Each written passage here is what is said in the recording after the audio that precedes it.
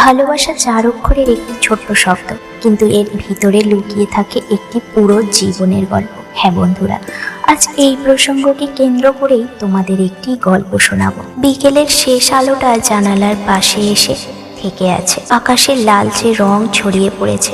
ঈশিতা জানালার ধারে বসেছিল, হাতে পুরনো একটা ডায়েরির প্রথম পাতায় বড় করে লেখা ভালোবাসা। 4 অক্ষরের একটা শব্দ, কিন্তু এর ভেতরে যেন হাজার গল্প লুকিয়ে আছে। ঈশিতার মনে পড়ে গেল সেই 5 বছর আগের একটা বিকেল। কলেজের লাইব্রেরিতে প্রথম দেখা হয়েছিল রিকের সাথে। রিক খুব চুপচাপ একটি ছেলে, সব সময় বইয়ের ভেতরেই ডুবে থাকত। সেদিন ঈশিতা একটা বই খুঁজছিল, কিন্তু পাচ্ছিল না। হঠাৎ পাশ থেকে একটা কণ্ঠ বলল, এই বইটা খুঁজছো?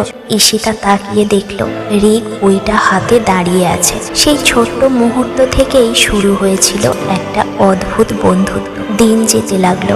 লাইব্রেরির নীরবতা, কলেজ ক্যান্টিনের চা আর বিকেলের হাঁটাহাঁটি, সব কিছুর মাঝেই তারা ধীরে ধীরে একে অপরের খুব কাছাকাছি চলে এলো।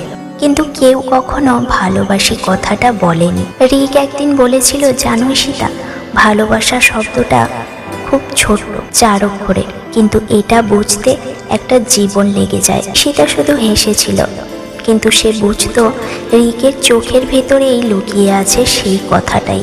তারপর একদিন হঠাৎ রিক অন্য শহরে চলে গেল চাকরির জন্য। যাওয়ার আগে ঈশিতাকে একটা চিঠি দিয়েছিল। চিঠিতে লেখা ছিল, ভালোবাসা 4 অক্ষরের শব্দ, কিন্তু তোমাকে ছাড়া এর কোনো মানে নেই।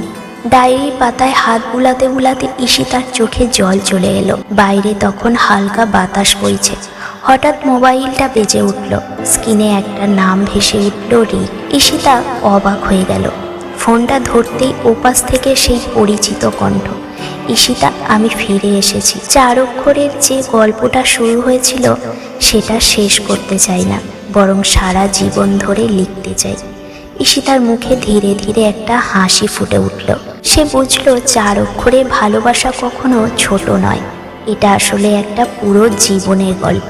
বন্ধুরা, আজকের গল্প থেকে শিক্ষণীয় 3টি কথা আমাদের সর্বদাই মনে রাখা প্রয়োজন।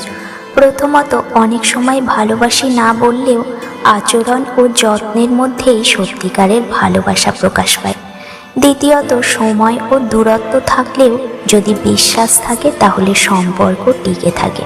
তৃতীয়ত, প্রেম বা ভালোবাসা একটি ছোট্ট শব্দ হলেও এর গভীরতা পুরো একটি জীবনের সমান হতে পারে। সবশেষে আবারও বলবো, এই পৃথিবী তাদের জন্য যারা প্রতিনিয়ত জীবনের সঙ্গে লড়াই করে বেঁচে থাকে।